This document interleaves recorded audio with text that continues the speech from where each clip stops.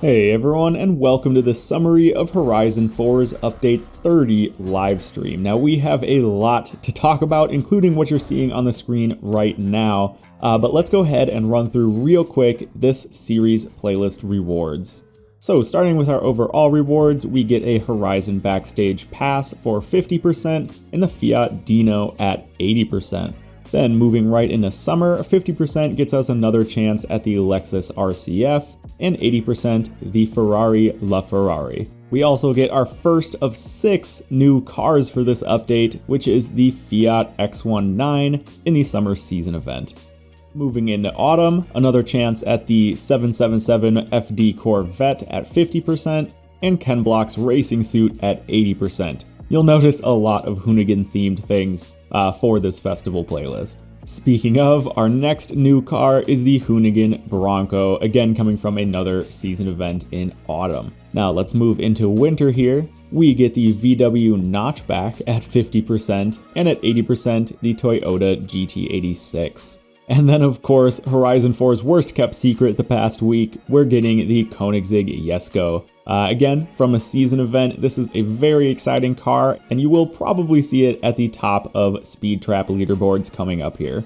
And then finally into spring, we get a new car, the Alfa Romeo 155 at 50%, and 80% gets us a Bugatti Divo. Now you may have noticed that we only talked about 4 cars here, and I did say there were 6 new cars in this update. That is for good reason, because there are 2 more cars coming as part of a brand new feature which seriously changes everything in Horizon 4, and it is called Super 7. Now Super 7 goes hand in hand with another thing called the Blueprint Builder, which is kind of what we're going to talk about here. So table the concept of Super 7, let's talk about the Blueprint Builder. We have been talking about this, asking for this for ages. Horizon 4 just got a map editor. Now, like you're seeing here, the editor is limited to blueprint events, and you have 8 different challenge styles to pick from. Things like PR stunts or skill score limits, or even more specific stuff like making sure you get 2 air skills in a certain period of time. Then once you choose the style of event, you can choose the music, you can pick time of day, things you can normally do with a blueprint event.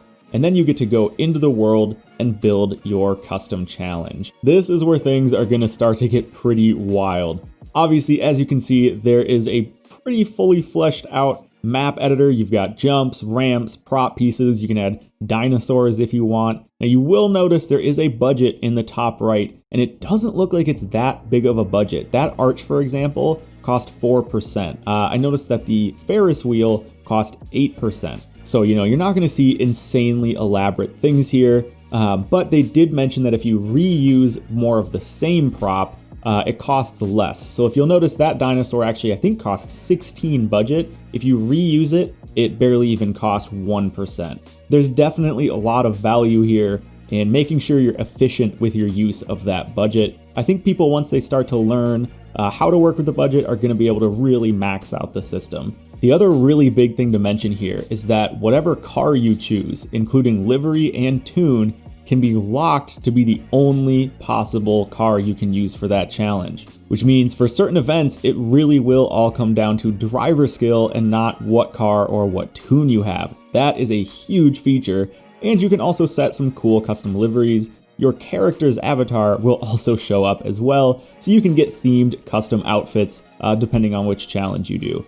Now, of course, there is a budget limit, which is pretty much a hard limit just based on what consoles the game is available on. There really aren't many other limits to this. They said there's no height limit. You do still have to follow the invisible walls, so you can't really get too far out of map, especially they mentioned you won't be able to hit pedestrians because that kind of would change the rating of the game. Obviously that's a big headache to deal with, so you will still have some restrictions there, but they said they tried to open it up as much as possible. So we're probably going to see some serious like GTA 5 style stuff coming out of this. I mean, there's a lot more that could be talked about and speculated about with this, but for one, this is just a summary. I just want to give you guys an overview and a taste of what's coming. For 2, it's also coming out tomorrow, so we really don't have long to wait. And 3rd, actually some bigger content creators did already to get access to this, and they've shown off some of what it can do already. So if you really can't wait the day, go ahead and watch some of the bigger guys that do Forza stuff. So let's bring this all back to what Super 7 is. Super 7 is going to be a collection of 7 community-created challenges which you will have to compete in for rewards. And this is where those other 2 cars come in. You are getting the Austin 7 and the Triumph TR7, obviously themed after the name of the challenge. So I'm not sure what the refresh ratio on this, if it's every week or every month, but at certain intervals, there will be a new collection of 7 events that everyone will compete in, and if you can complete the challenges, you get the rewards. There will also be a more difficult version called High Stakes coming later that's going to have tougher challenges, limited lives, and limited burns. And what burns are is if you find a challenge too difficult, you can burn the card and swap it out for a new one. But in high stakes mode, you're gonna only have a few of those available to you. Apparently, and this is in their words, you can earn much more exciting and exclusive rewards. So guys, that is really it as far as summary goes. Right when this video is done and uploaded, I'm actually going to be hopping onto my Twitch channel so we can all just kind of chat about what this feature is going to mean. We're also going to talk about some other stuff. We're going to talk about Need for Speed World.